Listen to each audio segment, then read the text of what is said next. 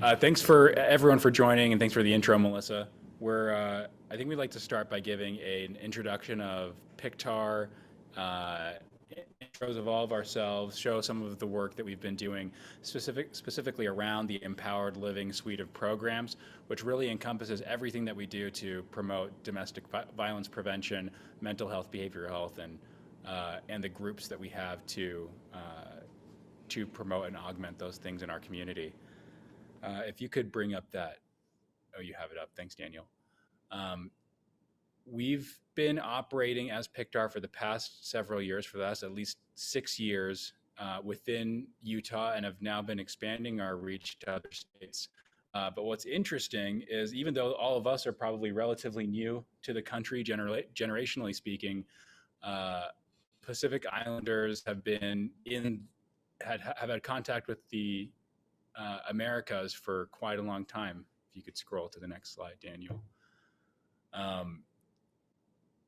You can, we don't know the exact date, but if anyone on the panel knows the answer to this, when did Pacific Islanders first immigrate to the United States?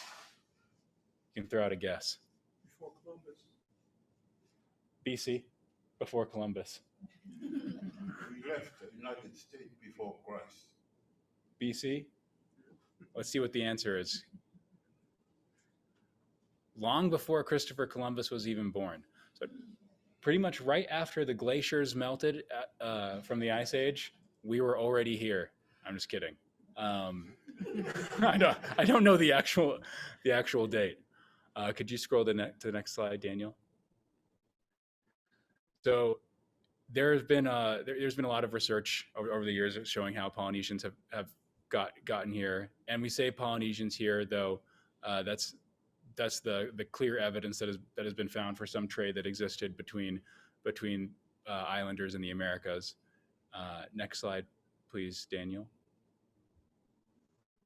This is a documentary film you might be familiar with, Moana, starring Dwayne "The Rock, the Tooth Fairy" Johnson, and the titular character Moana, simulating some of the historical fables that get passed on through families. Next slide, please. Continue. We can scroll a few more. These are pirate ships in the Caribbean. No, I'm just kidding. These are Polynesian canoes. Wow, we have a lot of work. So this is very interesting for those that are unfamiliar. The Pacific Islander people, if you can group us as one entity, would be the Micronesians, the Melanesians, and the Polynesians, which are exist in that structure that you see on the screen. The Polynesians go as far north as Hawaii to as far south as New Zealand and Rapa Nui, or Easter Island, and largely the languages are similar.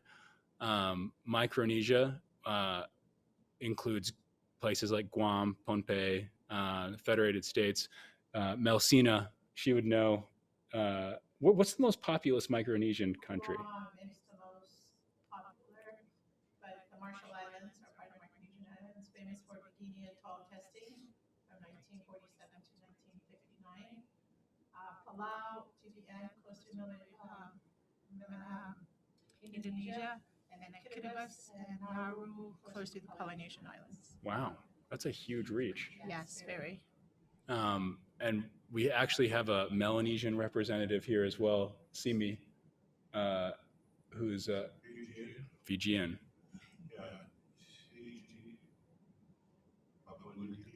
Yeah. Island with dark skin.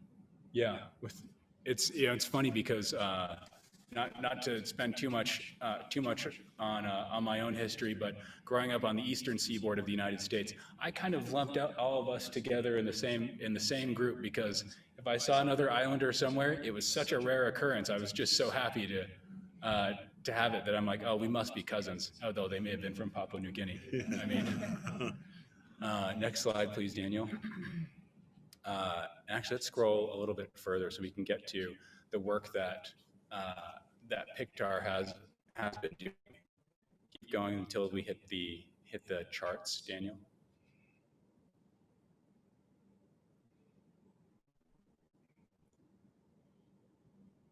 Okay. So the Native Hawaiian Pacific Islander population in Utah specifically has been growing quite a bit. I mean, we've been here for quite a while, but just between 2015 and 2016 alone, given the latest data that we had, you saw a 6,000 person increase, which is pretty substantial, and I can only imagine that's been ratcheting up pretty strongly from there. Next slide, sir. Among those who live in Utah, the majority are Tongan, Samoan, or Native Hawaiian, and we have a strong contingent from Micronesia as well, the Marshall Islands and Guam. Does that number look small to you, Melsihna? It does, but sometimes most of our Micronesian community is related to the Polynesians too. Okay. Because they're biracial, I should say. Okay. So that's why I always say we're not a monolithic group. So I guess depends on your mood. You can say you're Polynesian one day, Micronesian the other day. But yeah, very interracial. Okay. Well, that makes more sense. Next slide, please, sir. We probably should have blown up that chart, but as you may have already guessed, we're primarily populated in Salt Lake County, Utah, and Davis County, with smaller contingents in Washington and Weber County. And from Washington County, we have Sam. Does that number look about right? 2,000? I think it's more than that. It's grown. Yeah. Yes, that's 2015. Yeah, I think we're growing pretty substantially. Next slide, please, Daniel. In the cities, people here who are local will probably already have guessed these. West Valley, Salt Lake, Provo, Orem are the larger areas for Pacific Islanders. And it sounds like a burgeoning community in St. George and probably in Kearns as well, if I had to guess. Next slide, please. We've done a few things in Piktar which are really interesting, and that's through the Empowered Living Services and through some of healthcare services, we've been able to reach a lot of people who have limited healthcare access or are uninsured or underinsured.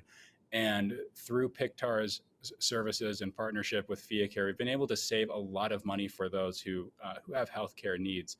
And what you find is that, and I'll let the panel members discuss more about this, but when you are able to actively be a part of people's lives who need help, who need community, and who need access to whatever services that we provide, you find that you're able to intervene before acute events become worse for your health or become worse for your pocketbook.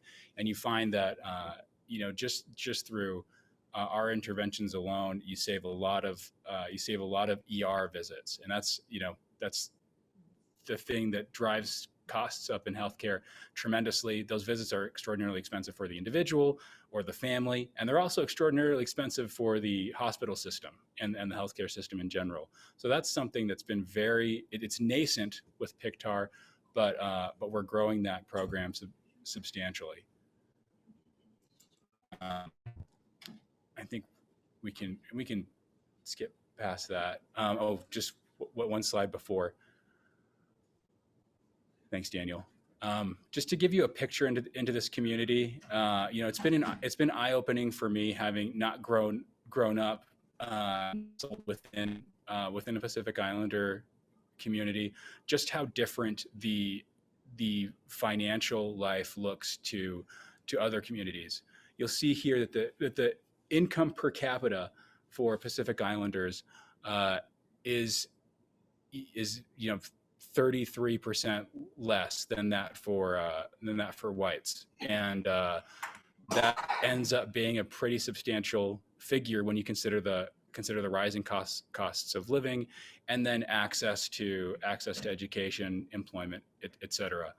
So that's something that we've made it our mission, and I think this is what sets apart Piktar and the community health work and the case management work is that we're not a program that's out there to here's a check and say adios, good luck with everything, but we actually become embedded within people's lives. And so I'm excited to hear the stories from the panelists of what it's like to actually be embedded in people's lives and help them. So with that, let's turn the time over to the panelists. Everyone, if you could give an intro, whatever you want to share. We'll start with Simi, one of the co-founders of Piktar. Please take it away.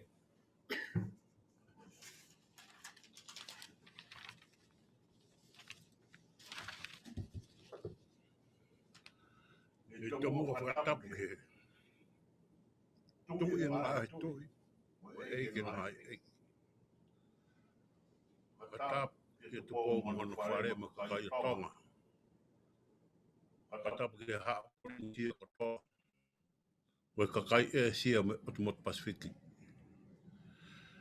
Watapu ke kautake funuani, mono kakai ka ata, ke whai tāranga he aoni.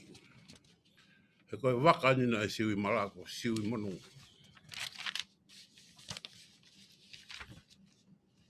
Maro mo ulelei. My name is Simi Poteki, born Simeone now Mauinatu-Ova, 1951. Son of Tonga Poteki Mauinatu-Ova from Koloa, Folau, of Fijian and Tongan heritage. And my mother is Maria Ata, Ana Tam Toki from Tuanuku. I immigrated to the US when I was 22 years old in 1974 without a high school diploma. I am a proud father of 2 sons, a daughter, raised and loved 2 others with 18 grandchildren and 2 grandkids. I am trilingual. English is my 3rd language. And I speak Tongan and Fijian. Before I go on any further, I want to recognize all the panelists that with us in these last 3 days. It was my humblest respect and gratitude, also an honor to be with you all on the same stage today. Special thanks to our Asian Pacific Islander, Bill Amada, Ben Raju, Paul Chang, and Mighty Paul Tuiwai for supporting us. I started out in America washing dishes for $1.50 an hour in San Francisco. I worked in a fiberglass factory here in Utah and on the docks in Portland, Oregon, in a paint factory in Oakland, California, and back in Utah, working on iron factory, trying to help my family back in the island.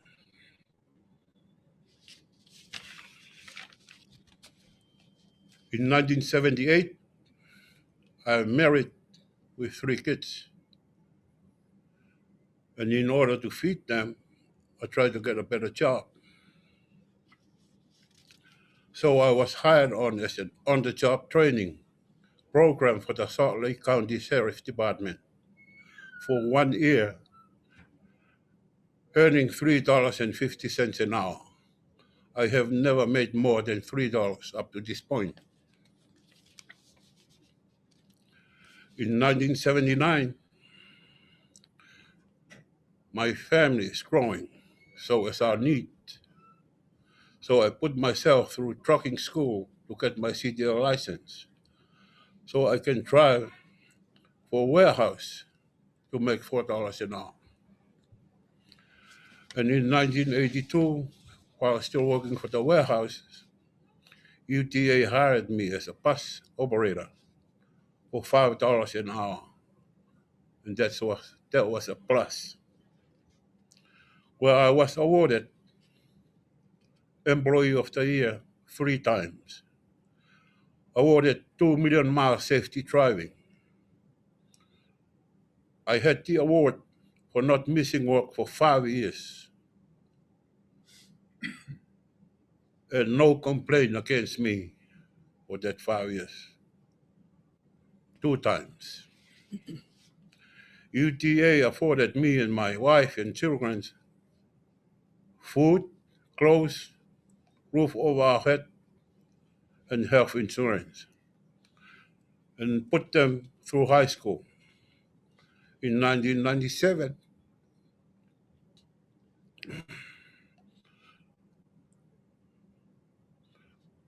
when my kids went through high school, that's the very thing that I did not achieve when I was a kid. In 1997, after my children were in college, I became a semi-truck driver, owner-operator. On-the-road driver, running 2 trucks for 10 years with an annual revenue of up to $1.3 million a year for each truck. You see, I grew up in an era and in a place that domestic violence was normal, that it was not anyone's business what happened between a couple. I did not know what domestic violence was. I just knew it was not right for a man to hit a woman. The next earlier chapter in my life is very difficult for me.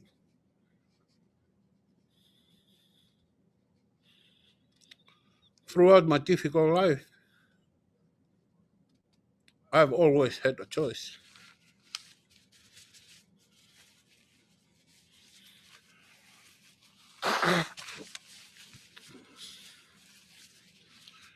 And I'm going to say what I'm going to say because it is what it is. The first memory I have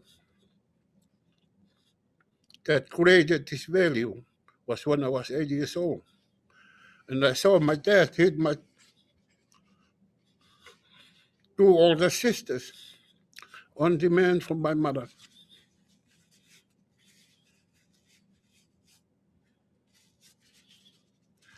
Just because one sister put a lipstick on and the younger one never told on her. One sister was crying out loud, and one sister didn't make a sound, but cried silently. I also saw the tears in my father's eyes as he was hitting his own daughters, in which I don't even understand why. The neighbor was looking on, but did not help.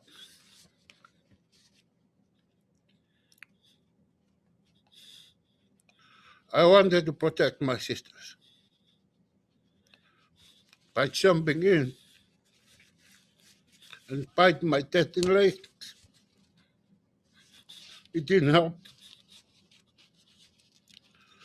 So I did the best I knew to run to my uncle and tell him to come and help my sisters. That was the day I moved and lived with my uncle.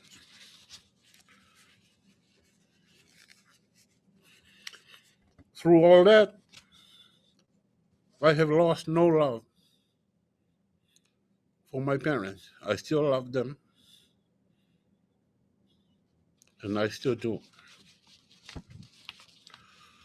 The second memory I have that supported the value I had created for myself was when I was 16. I had come home from boarding school for a break, school break. And my brother, which is my first cousin, was yelling at his wife, and he slapped her once. The second slap, with my newfound independence, I jumped in between, and my brother knocked me out cold. I went to the hospital and I was down healing for weeks. And every time I'm up in the morning, my brother is there crying with me, telling me I shouldn't have done that. It was not my business. I still didn't understand that concept. My lack of coping skill from the violence I had seen and experienced, I kept to myself in silence.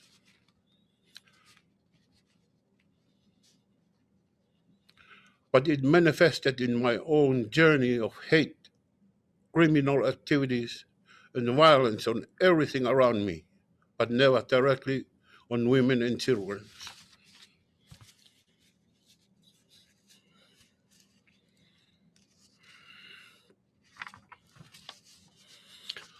I thought at the time that hate was my strength. Up until we created cover talks, commitment, knowledge against violence always. In one of our peer support group, my nephew, Nare Whakahua, looked straight at me in my eyes and questioned me. Was it hate that was your strength? Or was it fear, Simi?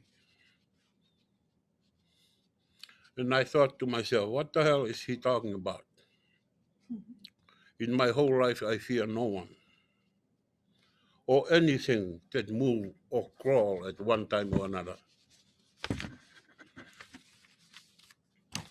I soon realized then, after 60 years, that he was right. Hate was never my strength. It was my fear of being hurt that had been the true reason of the years of my own violent and criminal behaviors on others. 10 years ago, I married Susie, and she's a survivor of domestic violence, and moving back to Salt Lake was traumatic for her, as her abuser and his family still live here. Susie was interested in the Pacific Island domestic violence services that were offered, and she was so disappointed that in 30 years our community had not started to address this issue. In 2013, Susie got a scholarship for us to attend the Asian Pacific Island Domestic Violence Conference in San Francisco, where we met other Pacific Island advocates from the territories, Hawaii and California.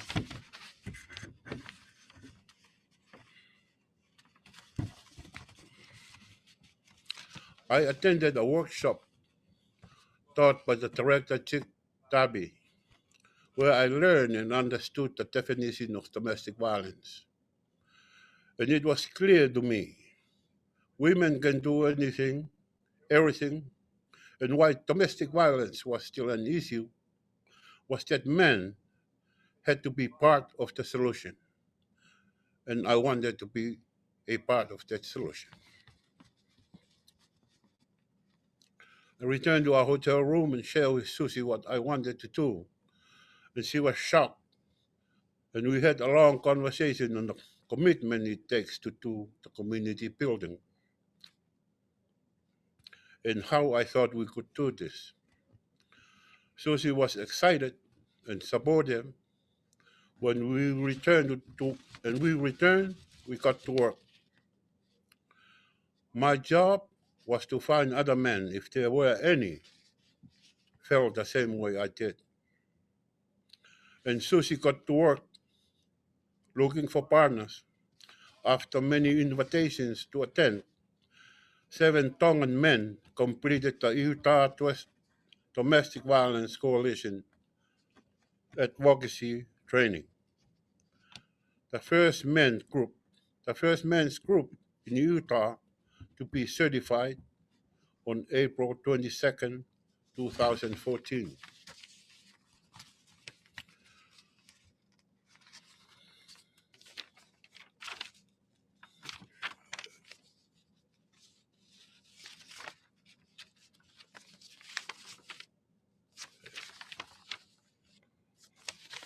I messed this up.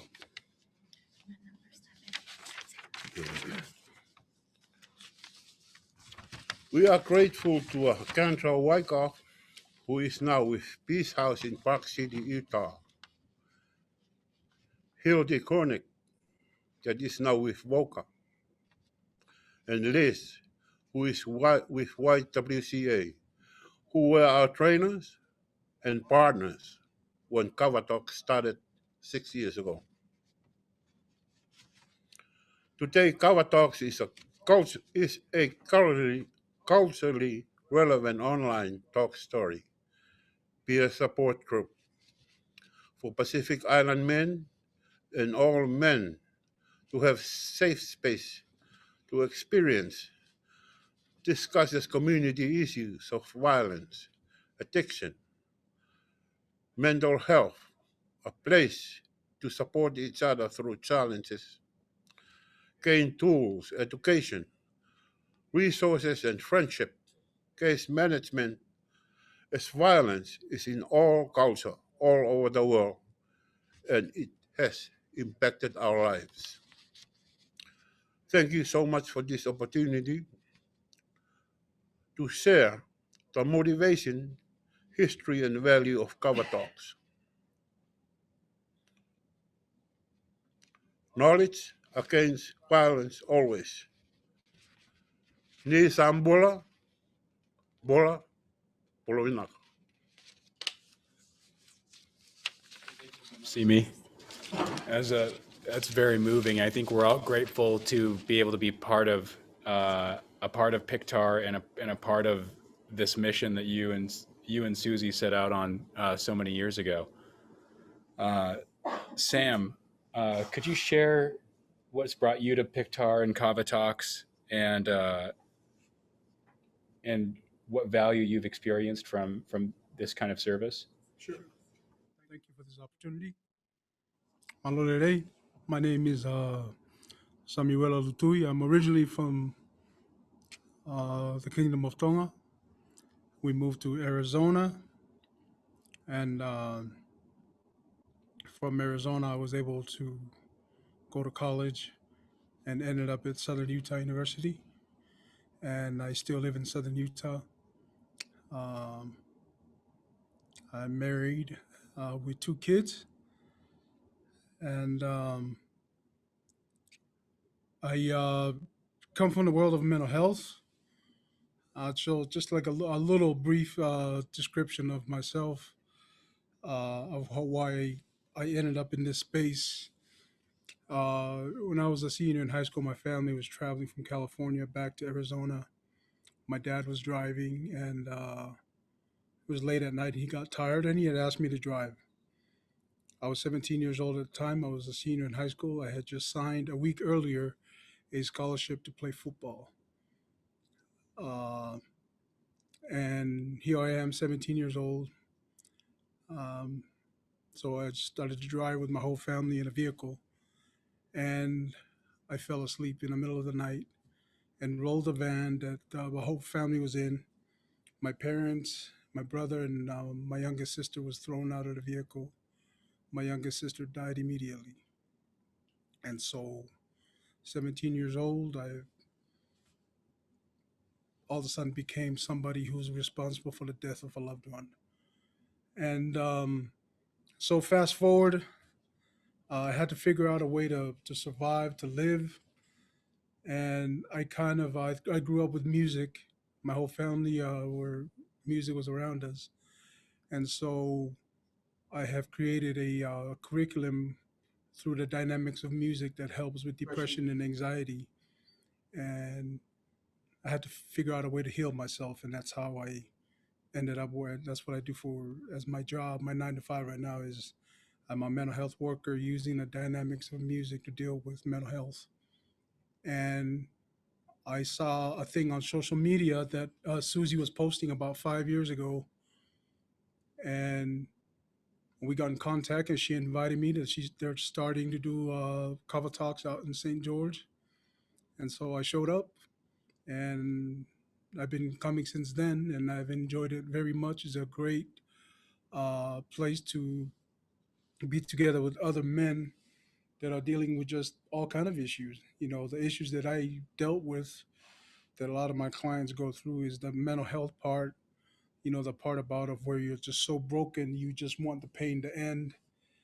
And there's so many of our men in our community with a lot of pain, even though we're tough exterior, we're macho, we're aggressive, but yet we're the tender part of where Simi was talking about, that he had discovered after all these years, that is fear that's driven whatever he was going through.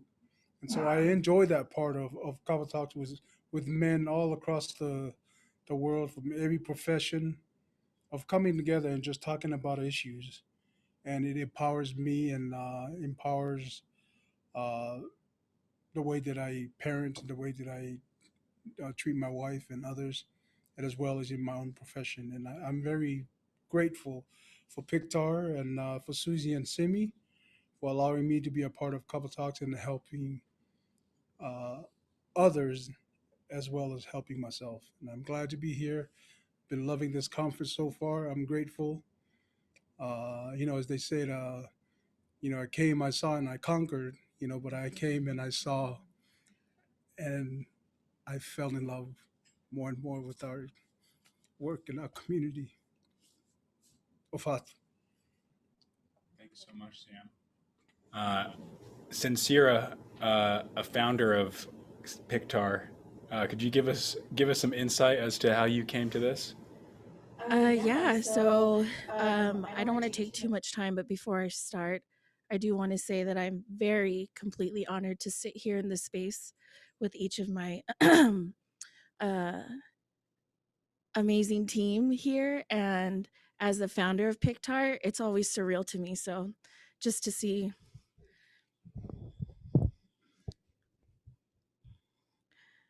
the amount of people in our community come out who just care to make a difference. Um, so with Empowered Living Services, Uncle Simi, thank you, by the way, for sharing your story and for being vulnerable. Um, After Kava Talks, a few years after that, in 2016, um, Susie and Simi had to start fielding calls from our Pacific Islander women who would reach out, even though Kava Talks was mainly focused on men. And so that in turn created a space for our Pacific Islander women to come and speak on such topics like domestic violence, sexual violence, um, and whatever else was on their minds. And so in 2016, the Pacific Islander Women's Group was created. And shortly after that, our women who were attending that as Pacific Islander women, whether they were full, half, thought, hey, I have family members who are married to Pacific Islander men or women, but they're not necessarily Pacific Islander, and we need a space for them too. And then from that stemmed our non-Pacific Islander group, where it just was any woman who could come. Fast forwarding to today, we were meeting. Sorry, let me back up. We were meeting weekly at that time, and things as time evolves and we grow as an organization, we needed more spaces. So we've had multiple people facilitating. We are now meeting twice a month, the first Tuesday and Wednesday of each month. We now have interns who are helping to facilitate those groups. And these are peer-to-peer support groups that women and also men, any age from 18 and up on both days, except for Wednesday, that's reserved for our Pacific Islander women, can come and have a safe space to just talk about whatever is on their heart and mind.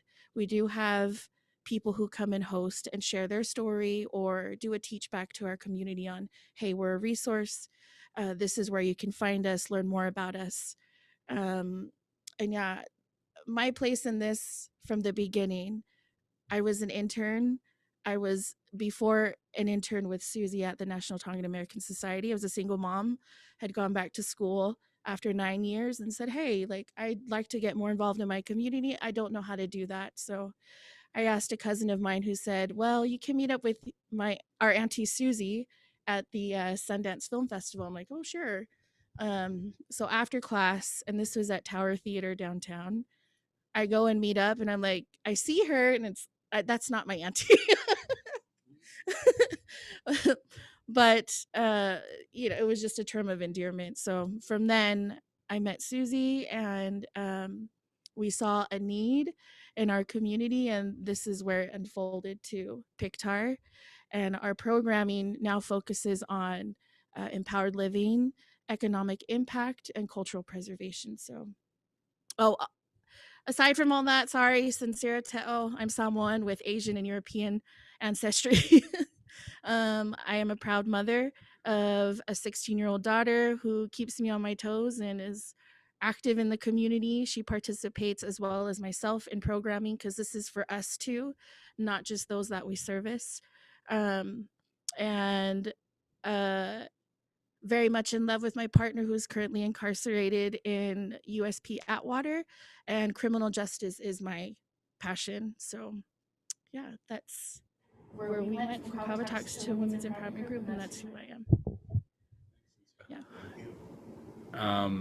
Before we throw it to Bernice, if you're on the call, Bernice, I think a common theme is emerging. Piktar and Kava Talks and the empowerment the light as we all kind of get drawn like moths to it.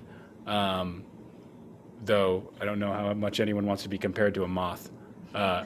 Bernice, are you there? Yes.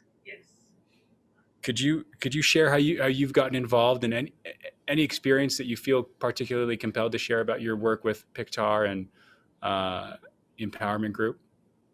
Yeah. My name is Bernice Mauinatu-Ova. I've been with Piktar for about 4 or 5 months now.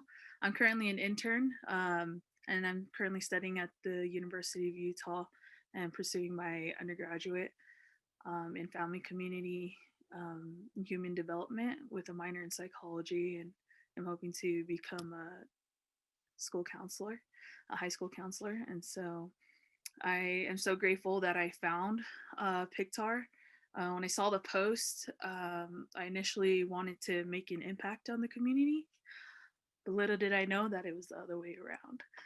I think that the community has more of an impact on me, and Piktar was like the perfect place for me to intern, and it's something that I see myself doing in the long run. It's a wonderful organization, and I am so grateful to be a part of all the support groups, Empowered Education Nights and Women's Empowerment. I think it brings a lot of value as far as seeing the women being able to open up about different topics that we normally don't talk about. I love being able to see them heal and empower one another, and this opportunity being with Piktar has been such a blessing in my life. So yeah. Thanks so much, Bernice. Could we throw to Tile? Tile is kind of the what's the right term, Tile? Taskmaster? Or the chief? He's the local matai for the community health workers. So we need to get him some more robes and something. Hello, malo lisog fu manguia lo ingoa o Tila Fagatele o te sao mai le ai o West Valley City, Utah. O te mua malava no si vinga whaftaile tō mo leni apa no mawhaina No, sorry. So back to my second language, English. There's rampant allergy season here, and so don't mind if things fall from my eyes. O te whamaloa te Yasusi, Melissa, mole mo te whafoi, mole molato ngaluenga lele, mole matangofia le kongofesi. I am honored and blessed to be here. I think my pathway into Piktar, I somehow stumbled into the empowerment group, and it has definitely helped my healing and realizing my trauma. So I'm very blessed and honored to join this space, and yeah, thank you for having me. Oh, thank you. Would you mind introducing your team? Yeah, so ELS Empower Living Services is a full round service. So we encompass community health workers as well as case managers. And we have some wonderful humans on the team, which we have here today. We have Kehoe Wong, my brother from another mother, Melsihna, Folau, and Lulu. Wolfgramm, and so I can give them their opportunity to share a little bit about themselves. Yeah, my name is Kehoe Wong. I'm originally born in Hong Kong. Got related to the Fagatele family. And then as I am getting more and more involved, I realized that I want to learn a lot more about the Pacific Islander culture. So I got stumbled into the empowerment, Empower Living Services community as well too. And then as I go in there, I have realized that to bring true health or social equality, we need to spend more time and more of our effort on bringing these equity into the same place. Not necessarily providing the same resources, but if somebody needs a little bit more, we will give them, a little bit more resources, a little bit more help. So Piktar gives a really good example, gives a really good resource. It's just a very strong backbone for us to provide this true health and social equity to the Pacific Islander community.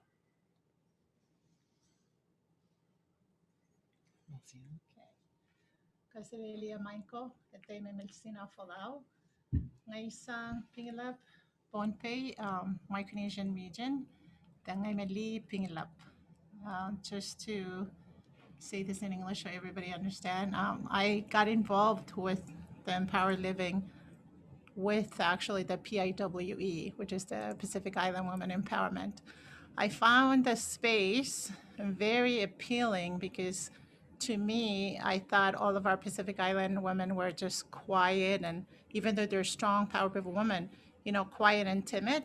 But that empowerment group actually taught me that, you don't need to be loud and noisy, but you can actually take what you know and use it for the good of all. So that's what I learned from Susie and Cencira. So when I was offered the opportunity to be part of this group, I'm very grateful that I can actually be a Micronesian face on a sort of a Polynesian dominant group.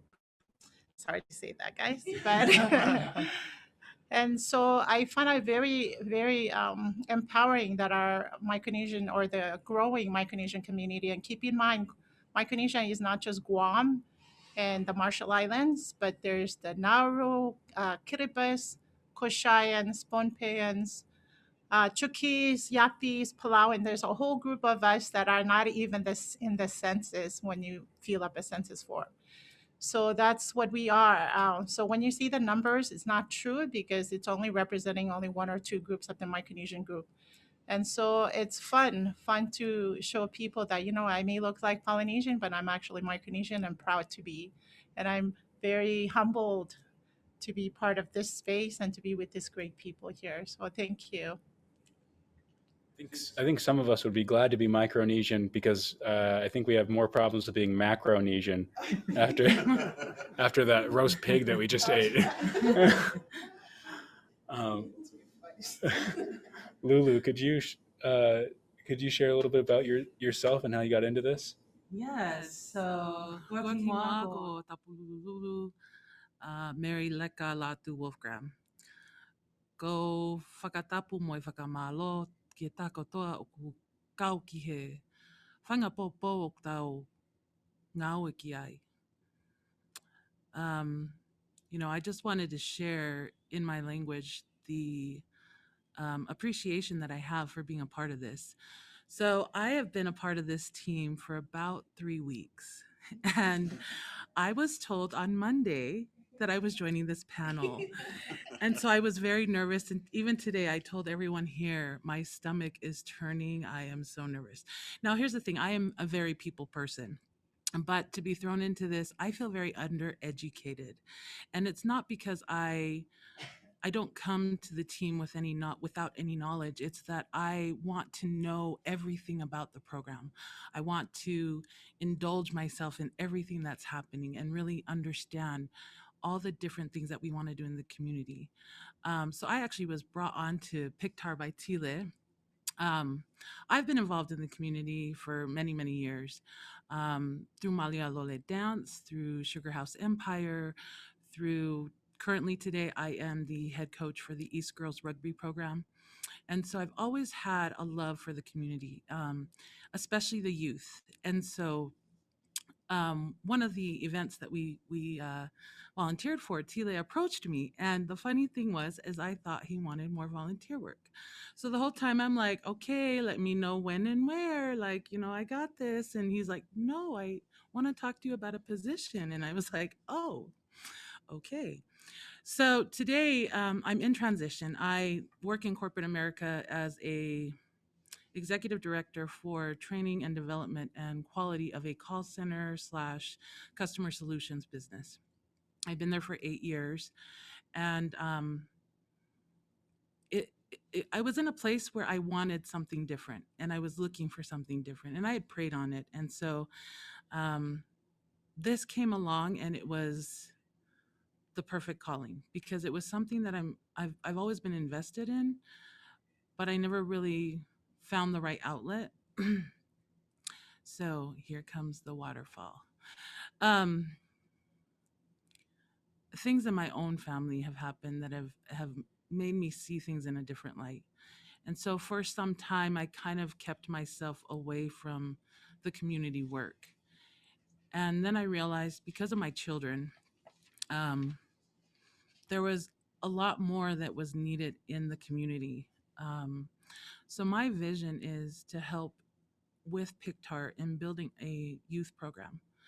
I know that there are some programs that are already developed and that have started, but I'd really like to create a place where we build our youth, our children in the Pacific Islands to be our new leaders and to be proud of where they come from and who they are and know their culture, but at the same time also have the same opportunities that everyone else has, because I think that's a place where we're still lacking. I am happily married. I am married to Moala Wolfgramm. My parents are Gabriele Ilaisipa Tokilupe Leka from Fasmoyafi.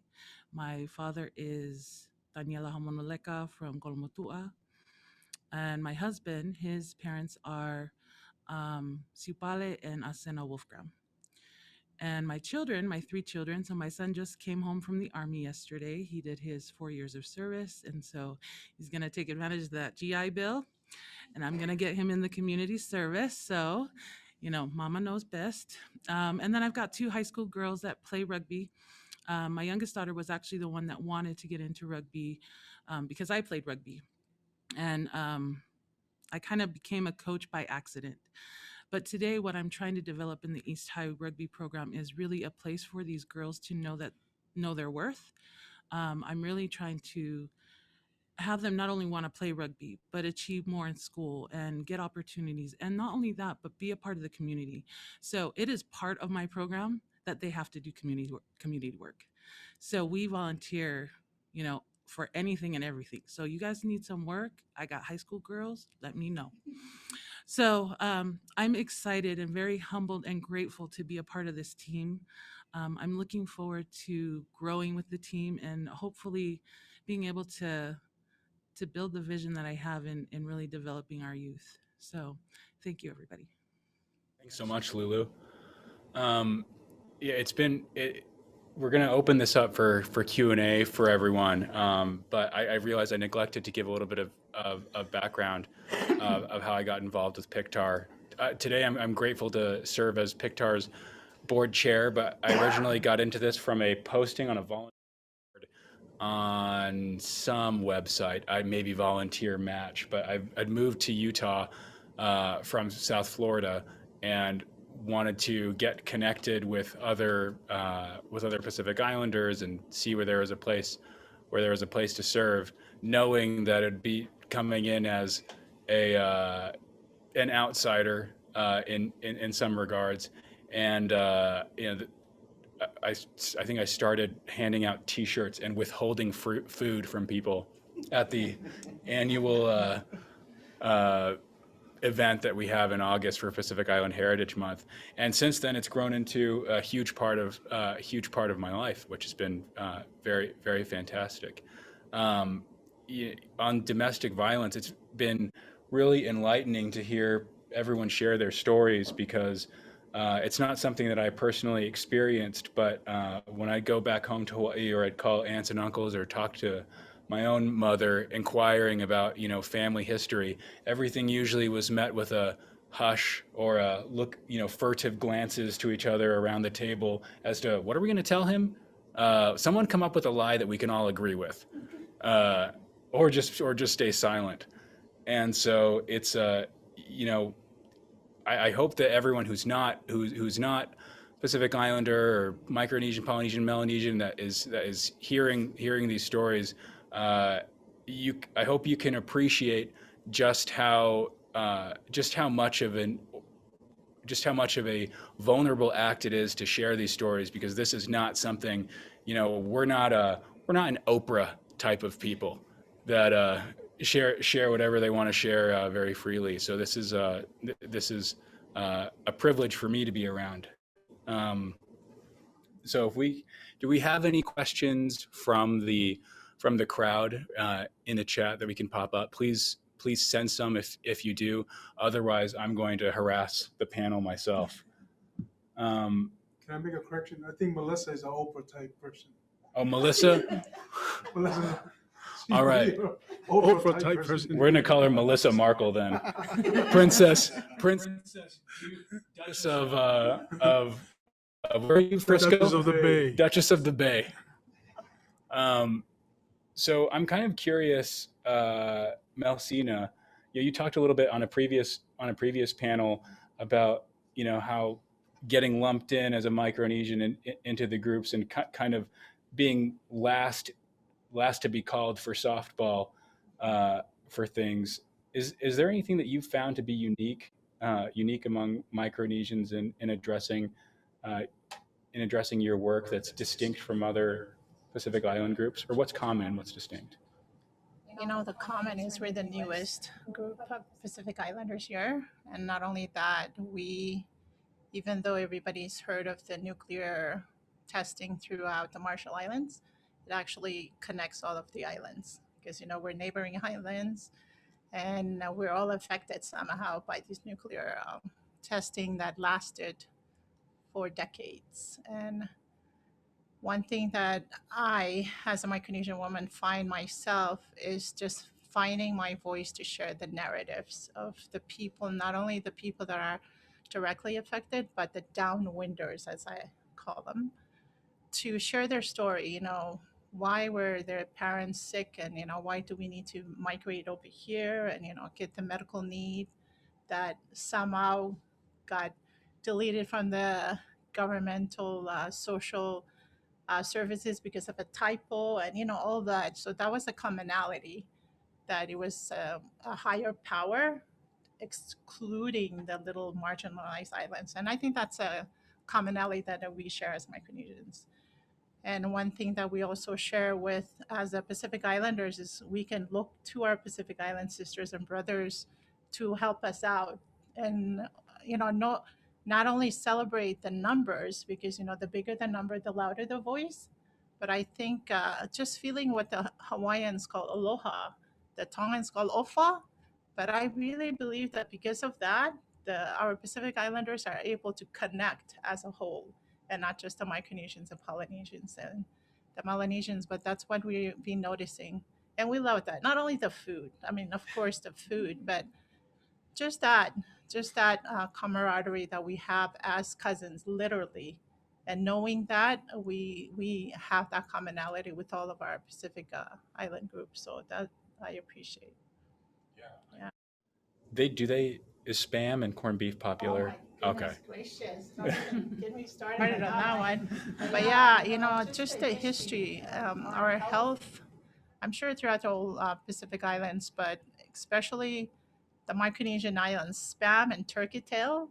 I wish they can, ban that because our health issues, especially diabetes, I mean, and high blood pressure and all these things that can be actually avoided due to the imported spam and the turkey tails that people just love and devoured in the islands are actually not a good thing. So if you have any power to stop the spam, I'm sure I'll get beaten up after this, but no, I'm kidding. But yeah, just the imports are not a good thing. And that's a commonality that we have throughout the whole Pacific. I can know, voice that to Samoans and Tongans and all that. You heard it here first then, folks. Hashtag stop AAPI spam. So warning to Hormel, we're trying to reclaim our health and blood sugar and gout. Yes. So I'm kind of curious, Kehoe, what's been your experience? Hong Kong is in the Pacific. It's there. But what's it like working with this group? Kind of similar to me as somewhat of an outsider. Absolutely. I think it gives a very different perspective. Just have him walk, Daniel. You don't lift him. Let's lift him up. Let's raise him. Yeah, exactly. Yes, absolutely. Being an outsider, looking at it in a, I guess looking at it in a macroscope in a sense, or a telescope in a sense, gives me a very different perspective. Outside of this, my primary job, I am a scientist and I write grants a lot. So oftentimes I hear other colleagues, mentors always say, "Ooh, how do we go in? How do we dip into this Pacific Islander pool? This is a gold mine. We want to study." But I don't think we ever really. So we think about it in a biological standpoint, in a scientific standpoint, but we never think about it in a very humane standpoint. So having me coming in, it gives me a completely different perspective. We always talk about, okay, how do we show diversity in our research, especially, in our government agencies such as the National Institute of Health or even the local state Department of Health. They always said, okay, we want to give all these grants. We want to do all these stuff for the Pacific Islanders. We want to stop diabetes. We want to stop stroke. We want to stop high blood pressure in this ethnicity, in this race. But how do we do it? I don't think people think about the humane way or what is it culturally appropriate for the Pacific Islanders. And having me coming in, it gives me a completely different perspective. So now that in my primary job, people come to me and said, like, hey, you're in this field, like, what do you think? I said, whoa, let's step back first. We need to think about it culturally. What is it appropriate? Yes, it's easy for us to say, let's not eat the spam, let's not eat the corned beef, but is it really possible? It's just basically telling Caucasians to say, hey, why don't you stop eating your hamburgers, your French fries, and things like that? So I think it really helps me to learn what is culturally appropriate, and it gives me a more in-depth understanding. And it's people outside of the Pacific Islander community thinks, oh, it must be really hard to kind of understand their culture and whatnot. But hey, if you ever truly are wanting to learn it, they're very happy to teach you, as long as you show the heart to them that you want to learn you want to learn the culture. You want to learn what do we need specifically as a Pacific Islander. That's interesting. Amoral perspective. So I'm an economist by trade, and when we look at data, first off, you're looking at data. What data are available if you're going to study something? And so, if you were to say, I want to figure out how to improve Pacific Islanders' health, for example. So, like, let's say we wanted to drop the blood sugar, the HbA1c by so much, and you say, like, here, let's lay out all of the factors, or maybe what's something a little bit more relevant for commitment against violence. How do we reduce the incidence of domestic violence? Well, all of a sudden, what data do we even have on that?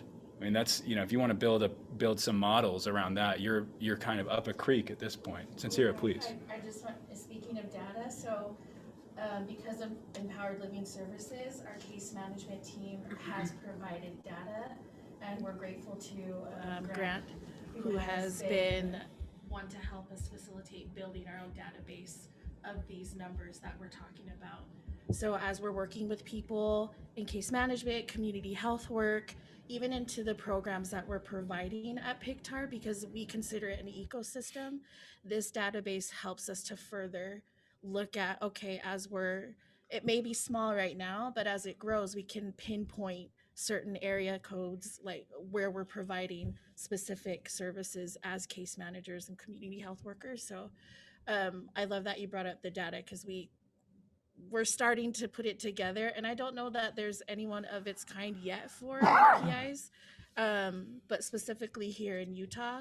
And then because of programming that has grown within us here for Empowered Living Services, we're able to do the same for the other places that we've connected to in other states. And we work with those in Samoa too. So yeah, it's super important for us to help as we continue our work in case management, especially for just connecting with our people, building that relationship for those purposes. Pretty interesting, because it sounds like what Piktar and what Empowered Living has done is started with the qualitative, which is we're going to get invested in people's lives, and then from that build the data models upon which you're going to say, all right, how do we intervene here and there? I think that's what makes us unique as Empowered Living Services and Piktar as a whole. We work from the inside out. So making sure that we're establishing those relationships and meeting them where they're at, not to say like, here's the resource, see ya, or like, here it is, like, I don't know what else to tell you, or refer out. We walk with them through that experience, whatever they're going through, whatever crises, and continue to walk with them, because it's not just the one time. There's going to be something else that unfolds with the crises. So yeah, the relationship building is key for us. If there are any legislators on there taking note of this, because I'm curious. A couple questions: how are these programs funded, and are they primarily grant funded? Yes. So we do have grant funding. I know Kehoe I'm learning with Kehoe as I'm taking a new position, but yes, primarily grant funded. And that could be governmental and other organizations. So. And I would just like to add something in regards to the grant that Cencira was talking about. One thing that I have realized that within the Pacific Islander community, we tend to be more hesitant to ask for these type of grants. And what I mean by that is, last Thursday I was actually at a phone call with the Salt Lake City County about getting some fundings with different 21 different groups, and there's Latinx, there's African American, there's Asians, there's there's Caucasians, very many other different groups. And I have noticed that sometimes we're asking for grants, and Cencira, Tile, Susie, we have meetings every week. We talk about these grants, and then one thing that we're always cautious about is like, whoa, are we asking for too much money, or is this being too crazy that we're asking for it? But come to realize when we go to these meetings, every time it just makes me feel like, why are we always thinking we can't complete something that when in reality we can complete the same amount of tasks, if not even more, for a much lower pricing, because some of these company can be some of these organizations can be asking for double amount of the fundings, but serving a much smaller group or much less needed group. So I think that's one of the mentality that me wanting to help writing grants want like to change our culture as well too. And I think it's very important for us to realize that we're not our group is not doing anything less, if not we're doing more. So we need to have the mentality of like we need to ask for more. We know what we are, and we need to we need to basically just own up to it and say we can do this. And if you don't take us, it's your loss. How does that deferential attitude, do you think, play out in you guys' work? Because I think that's another common thing that you guys point out, which is, hey, we don't want to ask for too much, because it's something that I think I see with a lot of Pacific Islanders, which is, I don't want to be pushy. I don't want to do this. Like our families were like that, and with government. I mean, how do you guys see that manifest in your work? We got a question here from the Peanut Gallery when you got a chance. Oh, there was a question in the chat. It was from Nisi, who asked, what is most rewarding about being a part of the Empowered Living team? And then I have a question after. I talk too much, so someone else go. Well, for me, just especially during the COVID-19 and, families being affected, both father and mother losing their jobs and that, or having their hours reduced, just taking food. I know this sounds so simple, but just taking food to these families and see tears falling off, and I'm like, it's just food. But then I have to stop for a minute and, look at the situation, the current situation they're in. And then things like the Mill Creek funding, helping with their mortgage or rentals. I find that very impactful because, I don't know, for me, I'm so removed from the bare necessities like heat. Most of our Micronesians never seen snow or cold or anything below 80s. And to come here, even the 70s is bothersome. And then, just coming and not prideful, I don't know maybe they're part of this hesitancy, are hesitant to ask for food, even though, their kids may be starving. Is that part of, and just having somebody just take the food to them. I find that really, really not only eye-opening, but inspiring for me that, there's people out there that knowing resources and taking to them is actually impactful. So that's my experience. I'd like to share my perception on actually both questions. So the question that came from the chat about what makes it meaningful, I guess, is if I'm rephrasing it. So I've only been in this for a couple of weeks, like I said in the beginning, but like right off the bat, I just felt like the opportunity to really share information with people and really make them aware of what's out there and what is available to them is just, it's inspiring because it makes you feel like you can help anyone and everyone, right? But then that connects to what we just talked about just a second ago about, what are kind of the obstacles that we're facing with our Pacific Islanders. So there's pride, right? And it's not in a bad way, but it's the mana that we have as people. It's not that we don't want to accept the help. It's that we look at it like we're supposed to be giving to others. We're not supposed to take, right? So what I want to help in whenever I'm talking to anybody in any outreaches is I want to make sure that they understand Uncle Sam is handing this to you so that you can do the other things to give, okay? So you got to find that balance. And I think that's what our Pacific Islanders are lacking today is that they feel like, oh, I don't need that. I'm okay. I'd rather I give to someone else. And I think that's where that pride is, that we need to make them understand that, hello, Uncle Sam is paying everybody else's bills. You need to take the opportunity. And that opportunity is going to allow you to do those kavengas and do all the things that you want to do, right? You have the extra funds because you're taking the help that's there.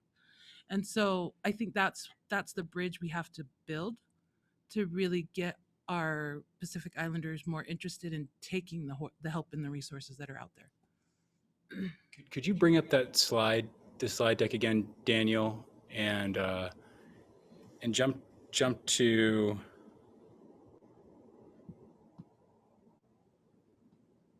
slide 25, so that we can revisit the scope of empowered living services, which is really what all of these programs are connected to. Simi mentioned this, but all these programs are part of empowered living services, part of part of Piktar's mission to provide culturally relevant services, education, resources, support in crisis for Pacific Islanders and pretty much anyone that we come across. Our programs, as we've mentioned, are Kava Talks, Empowered to Empower, and Women's Empowerment. And it's been pretty impressive what this group has done. If you can scroll to the next slide, the scope of what we've done in the last 6 months has included in-depth service with over 300 people. Primarily, we're serving white Samoans, Tongans in the 25 to 39-year-old age range. The zip codes for those that are local, we've been in 84106, 107, and 123. We've given assistance with public services, referrals to support services, vaccine clinics, COVID-related work, both on the vaccines and COVID resources, as well as providing healthcare services for those that have been affected by COVID. You know, we during the height of the epidemic, we were able to provide funds for families who has lost loved ones due to COVID, where we were able to actually give them, to help provide money actually delivered to the families, and we've gone several times and done that. And that was empowering itself, just to see, families that didn't know about our existence or didn't know anything about us, and then we show up and provide masks and all kind of COVID kits, and hand them an envelope with a check in it, that just to help. It's not going to solve their problems, but help ease the pain a little bit, and just so a lot of those services helped out greatly, with during the pandemic, and just seeing the stuff that we've done in cover talks, and now we're just starting to get cover works working, and having my cover talks has been great. Just seeing all kind of men from all over the world. We're in several countries, all over the states, of people that come in there and share their stories in a safe space, as Simi was talking about earlier. And it's just great to see, just for me personally, in the last 5 years of where Kava Talks has, in infant stage of where Simi has brought it to where it is now, where we have men from all walks of life that are successful, that are struggling, that are still trying to figure it out, that are in pain, that are in love, that are, in heterosexual relationships and homosexual relationships, that are suffering through all kind of pains and all those things. And it's just great to have a safe space that you can come in there and say your piece and say as you wish, and just be okay, and knowing that you're not being judged, you're not being rejected or ridiculed, that you're in a space of where you can just be. You can just be you, because for a lot of times it's hard for people to just be themselves, especially us Pacific Islanders. And so, just seeing all those services, it's just my short time with Piktar and cover talks. It's just been an amazing experience to see the growth, and so truly appreciate all of those. That's amazing. Oh, sorry. just listening to Sam brought up something that I find very empowering within the Piktar is the Pacific Island woman empowerment. And I'm sure there's history behind it, but women, Pacific Island women, are very open to each other. Very open to each other, that they can share even the deepest things that you cannot like talk, the taboos of our culture or whatever. Violence, domestic violence, homosexuality or, bisexuality or whatever it is. I find that space very empowering because we even got deeper to a point that we talk about colorism, part of racism to colorism, where we feel those of us that are darker skin compared to those that are, lighter skin, and, where the darkness, lightness comes from, and the history of where we get these light skin. And it's dark, really dark spaces at sometimes, but I find it very empowering that Susie have actually created a space that it's okay to cry about it and whatever it is that you're feeling. But then when you leave, you don't feel threatened about somebody else being disrespectful of that experience or that history of your life. And I just find it really empowering to that point that we do have that space and that anybody is welcome. So that's what I like about that. Thanks. Sorry. No, please. Okay. We've served, in the last 6 months, we served over 300 people. We've distributed almost $35,000 in cash back into the community for crisis services, housing assistance, much like Sam was describing, free laptops, internet, bicycles, food, hope. It was very humbling to be a part of that around Christmas when we were delivering Christmas gifts for people who it looked like their Christmases were going to be rather sparse. And what was fascinating and also incredible to see is that we were going to people that were not even within our ethnic community, and that seemed to be moving both for ourselves and for those that we were privileged enough to share those Christmas gifts with. For me, what the most rewarding thing for me in doing this work is that I get to provide multiple options, even if it's just checking in with someone, and it's a positive way to help them in their life journey. In return, I learn a lot more about myself and how to better my own self. But then I also gain meaningful relationships and get to learn all these different perspectives and backgrounds and journeys that people are walking. And it's just, I don't know, it's just fun to spend time with people and get to know people, really. Not only from the people that we service, but each other when we're working with each other. Yes, there are some things that happen. I'm not gonna lie, it's tough work, even in self-care and different personalities. I'm probably the worst. Uncle Simi calls me Hitler because I got a time schedule.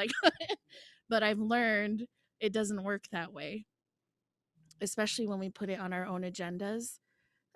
Working from the inside out really is the most rewarding thing for me because it makes me a better person. Yeah. And also helps for self-sustainability with each individual in our community. That's one of the best parts for me.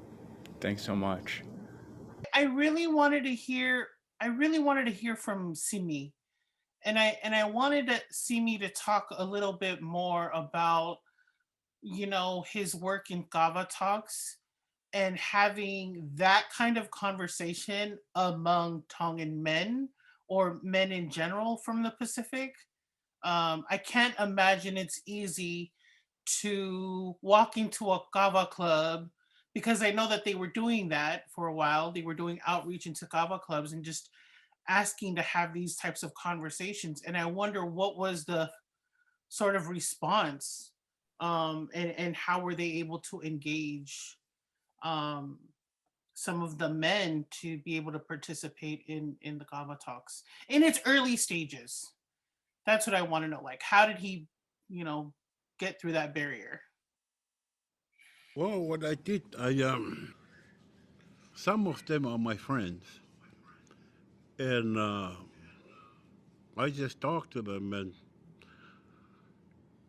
what happened is most of them, they have abused their wives or their girlfriend, but they don't know the difference between abusing them and being a husband to them. Because what we see through when we went through the course, they admit they do all that to the wife. And at the same time, they don't understand that's abusing their wife. It's like you come back from work and you sit down, your wife is too slow, so you push her, smack her and push her to cook you some food. Those kind of things they have never understand it. They think it's just their wife.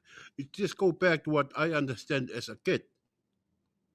That what between a man and a wife have nothing to do with you. You don't supposed to step in. They have the same mentality then up to this age. That just when I get into a cover talk, then I start to realize that my first wife, even though it looks good, but I have abused her life all the way through until she died. And and I didn't understand that until we go in and being taught to understand what domestic violence is. Then I look back and I realized that the time with my ex-wife that I thought it was good, it was abusing all the way through. It was the same thing with those 7 men that I got. We have the same mentality. And they're doing it right here in the state in this day and age. Until we went in and study about domestic violence, what is domestic violence and what comes with it, then they do understand that they're doing the same thing, but they don't consider that violence. So what I believe is most of my age people that grew up in the island, our mentality almost the same. Is that you don't supposed to stop somebody hitting his wife. That's not your call. But by understanding what domestic violence is, you realize that you are part of the problem if you don't stop it. You are contributing to that abuse when you don't say nothing. And and basically, it was the same men in my age that understood life just like me. You yell at your wife, you swear at her, it's okay. It's nobody's business, but it's just your wife. I was way wrong. And most of the men that we went in, we realized that we have that mistake all throughout our life, but nobody pointed to us or at least tried to understand why are we doing that. And part of it, we think that once you married a woman or it's your girlfriend, it's yours. They do what they're supposed to do, or you smack her in the behind. But that's all wrong. And it's very unfortunate that all my life, it takes me more than 60 years to understand that. And now I understand it. I try to do my best. But I think most of my generation will try to say that they understand, but actually they don't. They have to sit down and have a good conversation with somebody else that knows what domestic violence stands for and what's all the action that goes with it. Thank you, Simi, for saying that. and for being vulnerable to share your own personal experience. I think that that's what's also missing, is that there's this lack of vulnerability, because to some of our men, if they share that type of information or they talk about it publicly with other people, that it's going to make people either judge them or make them feel less of a man. And so I say that because I've heard that, and I just want to thank you, Simi, for being an example of, courage and bravery to share your personal experience and then do something about it, right? Because I think there's a lot of people who have self-discovery, and then and maybe it's not in their capacity to do something about it, but you did. And so I just want to tell you I love you. Thanks, Simi. If I could add to what Simi said, I think what the space that Simi has created, what's made it unique, is part of the pillars of being in Kava Talks. Our number one, first and foremost, is we show up and we agree that that space, you have to be authentic in that space. And number two is that everything we say in that space is confidential. I always start the Kava circle with a confidentiality agreement that what we say in the circle stays in the circle, because anybody listening in or who walks by or catches a glimpse of something that is said in there can be used or a detriment if taken out of context. And I think it's to the group's credit that everyone who comes in agrees that what is said in there stays there.